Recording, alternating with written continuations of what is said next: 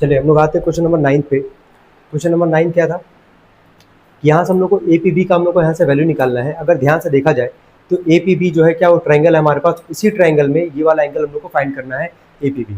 तो सबसे पहले जो क्वाड्रेटरल का मेन कॉन्सेप्ट है कि क्वाड्रेटरल के चारों एंगल का सम कितना होता है 180। तो काम करता है अभी फिलहाल के लिए इसको यहाँ से मिटा रहे हैं, है ना। अब ध्यान से देखेंगे सभी लोग, क्वाड्रेटरल में 4 एंगल होता है जिसमें से 2 एंगल का वैल्यू हम लोग को ऑलरेडी यहाँ पे गिवन है। क्या हम यहाँ से 2 एंगल का सम निकाल सकते हैं कि नहीं, मतलब angle A plus angle B plus angle C plus angle D equal to क्या 360।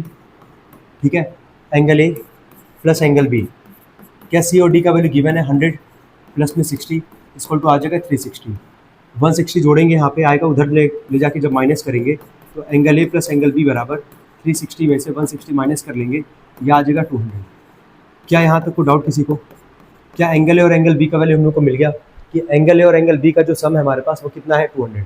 अब इसको वापस हम ड्रॉ कर लेते हैं। ठीक है, इस वाले जो एंगल हम लोग को निकालना था ए पी बी, ध्यान से देखा जाए जैसे यहाँ से हम ड्रॉ किए हैं ए पी बी, मतलब ए से पी को फिर पी से बी को जो फिगर में था, तो ये जो ए वाले पॉइंट पे क्या 2 एंगल डिवाइड हो रहा है हमारे पास, ऐसे बी वाले पॉइंट पे क्या 2 एंगल सबको दिख रहा होगा। यहाँ पे हम लोग को निकालना क्या है, ये ट्राइंगल के अंदर का ये वाला एंगल हम लोग को ऐसे निकालना है।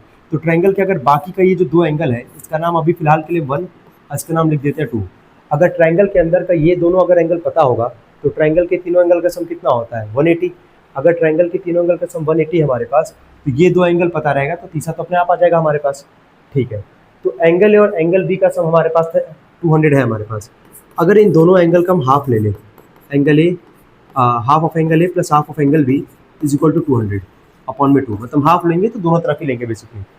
ठीक है, तो जब एंगल ए का हाफ लेंगे या तो नीचे वाला लिखोगे ऊपर वाला लिखोगे, कंडीशन के हिसाब से क्या लिखेंगे नीचे वाला ही लिखेंगे क्योंकि हमको ट्रायंगल के अंदर का ये वाला एंगल निकालना है, तो हमको ट्रायंगल के अंदर का ये दोनों एंगल चाहिए। तो एंगल ए का हाफ लेंगे तो क्या लिखेंगे यहाँ पे एंगल 1, ऐसे ही एंगल बी का अगर हाफ लेंगे तो क्या लिखेंगे एंगल 2, और 200 को 2 से डिवाइड करेंगे कितना आ जाएगा यहाँ से 100।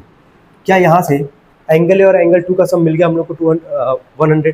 अब आते हैं इस ट्रायंगल में, मतलब in triangle A P B, या रीजन सबको पता होगा यहाँ क्या लिखना है sum of all angles of a quadrilateral.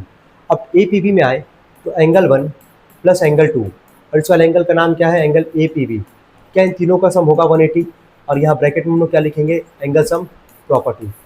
Angle 1 plus angle 2 का वैल्यू हम लोग को पता है 100, प्लस में angle A P B is equal to आ जाएगा हमारे पास 180। तो 100 प्लस में उधर के क्या होगा माइनस, तो एंगल ए पी बी का वैल्यू 180 में से 100 माइनस करेंगे कितना आ जाएगा 80।